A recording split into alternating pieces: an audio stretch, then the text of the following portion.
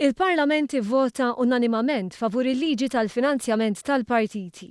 Lan tal-liġi hu li trendi l-proċess politiku inkluż dak intern fil-partiti aktar responsabbli u trasparenti. Fl-ewwel kummenti tiegħu il-Prim Ministru Joseph Muscat sqar li dan kien pass li ilu meħtieġ. L-ewwel nett dal-Gvern f'sentejn u nofs għamel dak li ta' qablu m'għamilx f'25 sena sħaħ. Il-Kunsill tal-Ewropa kien ilu jiġbed l-attenzjoni dwar il-ħtieġa ta' din il-liġi li l-Gvern xtaq iwettaq qabel.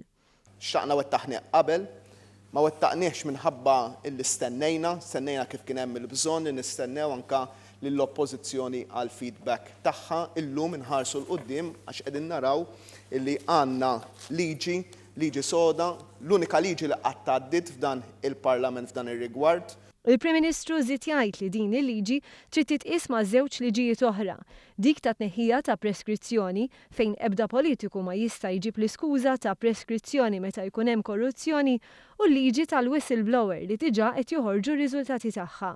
Il-liġi taħseb għal reġistrazzjoni tal-partiti politiċi u tal-uffiċjali ewlenin mal-Kummissjoni Elettorali u għal mod kif jistgħu jiġu nominati kandidati mill-partiti għall-elezzjonijiet. L-att jidħol f'ċertu dettall dwar il-kontijiet li jridu jinżammu mill-partiti u dan sabiex titħares it-trasparenza. Jaħseb ukoll għal kontroll ta' donazzjonijiet li jistgħu jsiru lill-partiti. L-att jiddistingwixxi bejn donazzjonijiet permessibbli u dawk mhux permessibbli. Ġew riveduti l-ammonti li kandidati jistgħu jonfqu għall-elezzjonijiet rispettivi u appjanat li l-att jidħol fis-seħħ fl-ewwel ta' Jannar 2016. Dan ifisser li sal-aħħar ta' Ġunju 2016 il-partiti politiċi kollhom jirreġistraw mal-Kummissjoni Elettorali fuq il-forma li tiġi stabilita mill-Kummissjoni.